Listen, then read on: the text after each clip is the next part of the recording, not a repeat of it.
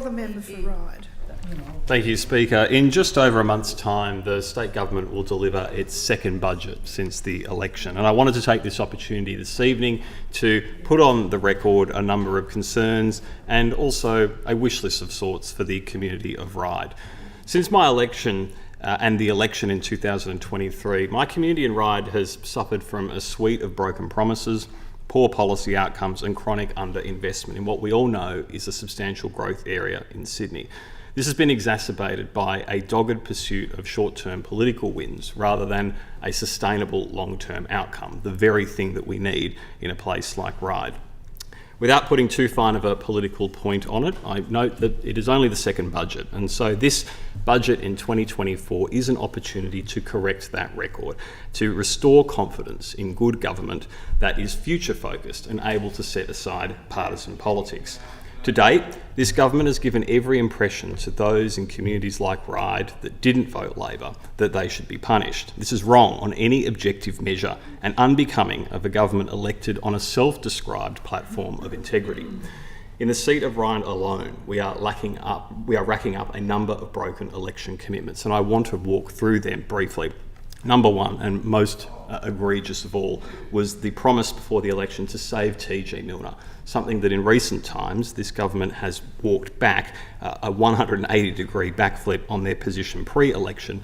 There has never been funding commitment, there hasn't been a flagging of a future funding commitment, and in addition to that, they have actively intervened to reject efforts to make that land public, a clear broken promise that needs and can be addressed in this forthcoming budget. The government took to the election in Ryde a plan to fix the local buses, including by restoring the M52. This hasn't occurred. In fact, bus routes have gotten worse. I'm inundated with complaints, and in just the last couple of weeks I was informed by Busways, the local provider, that the M52 is not something that's even been canvassed with them by this government, another clear broken promise. There was a commitment to build the Eastwood Cultural Centre, and yet no funding was delivered in the last budget to make that a reality. This budget is an opportunity to set that record straight. There have been commitments to build new schools in Macquarie Park. While the government has big plans for new housing, they have no plans for infrastructure to make that sustainable. Kids simply won't be able to go to school if the planning approvals are granted and the school approvals are not met alongside. And of course, we've spoken ad nauseum in this place about the range of voucher programs that have been cut: back to school, creative kids, active kids, first lap vouchers, before and after school care vouchers, all promised before the election they would be restored, but after the election that is not the case. That needs to be called out and addressed in this budget. They're also never upfront about a number of things that they have snuck through after the election, and I'll go through a bunch of those as well.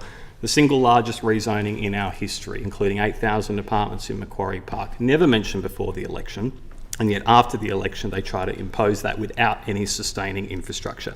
Cancelling the restoration of Ryde Hospital's birthing unit, never mentioned before the election, now it's off the cards. Cancelling plans to widen Victoria Road at West Ryde, never on the agenda before the election, now after the election it's gone. They're demolishing the old Meadowbank Public School Hall, despite promising before the election that it would stay. They have attempted to develop the North Ryde Common and Macquarie Mental Health Hospital, despite never mentioning it before the election. They have no new site for the new schools that they've committed. They have cut local public schools and palliative care funding. There has been the proposal to introduce two-way tolling, which is going to have an enormous impact on Victoria Road in my electorate of Ryde. Again, never mentioned before the election. Zero progress on the Macquarie bus interchange, and delays to the West Ryde multi-sport facility. The list goes on.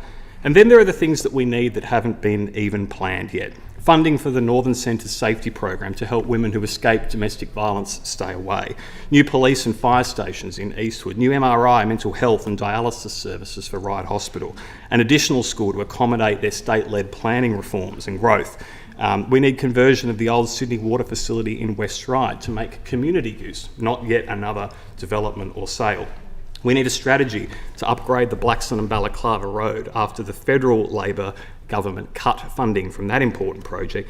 We need upgrades to North Ryde, Ermington and Ryde public schools, and of course a new ambulance. Labor governments love to refer to their budgets as Labor budgets.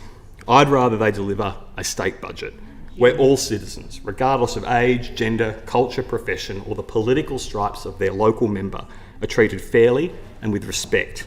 a budget for all, not for some.